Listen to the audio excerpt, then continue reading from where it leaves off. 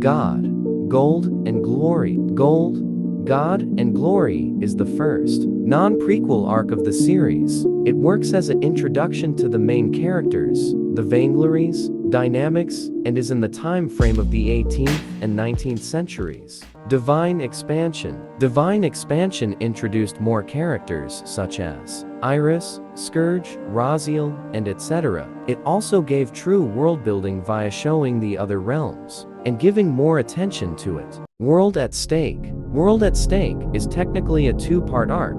Part 1, occurring during the period of World War I, and second for the period of World War II. It also gave introductions to agencies and actual villains. Metropolis. Metropolis was an arc during in-between of the World Wars and the Cold War era. Metropolis gave more depth to the side characters, i.e., the robust trio, the new generation, partially, and antagonists. Esoterics and Dom's first speaking roles were in this arc, if we don't count Remedy's agreement, and battles occur such as Raziel vs TTL in Kineko, Iris vs Rain, Raziel vs Rain and Sobek. Sobek is a high rank, a SEA member. Deceit. Deceit is one of the most packed arcs and takes place in the late 80s to extremely early 2000s. Just before Deceit started, Esoteric had forcefully made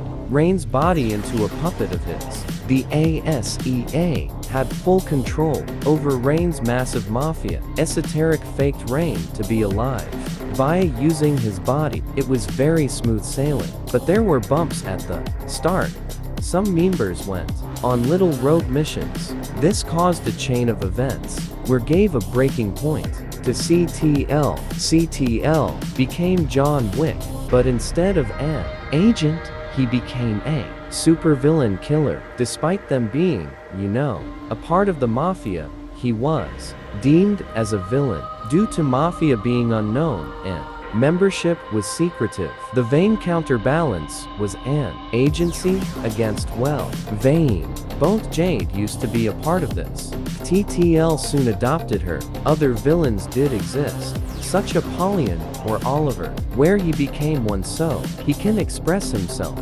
He just did fights. Inundation. Inundation is the love child of Deceit's Metropolis and World at Stake's main lore and points. Inundation started with Raziel being sealed away for a majority of the arc by Esoteric.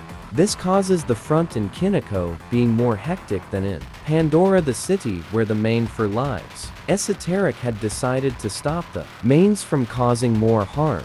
The reason he thought this was due to events that the characters had committed in the last few arcs. The characters had the most fights and feats in this arc, Raziel tanking several missiles, TTL gaining the Vainglory throne, Beezle finally getting his form unlocked.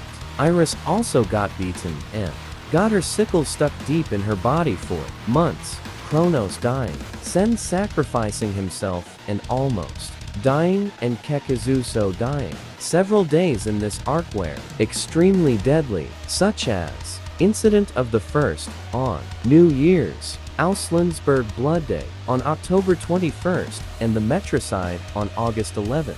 Rain also reappeared from being absent in Deceit and was revealed to be a prime rank.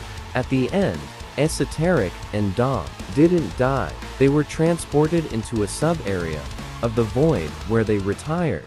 Corsair Arc. Corsair Arc is still in the works, but the main premise of the arc is that was a war arc between the Thalassic Fleet and ASEA. There's three main areas of importance in the arc: the Talos Archipelago, Impel Prison, and Melanesia Station. Talos Archipelago was where the main battle took part. Impel Prison was where Administrator Phobos, Izzy, Remy were at, and Melanesia Station was where the other prime ranks of the Azea, General Vidar and Artemis the granddaughter of CTL, were at.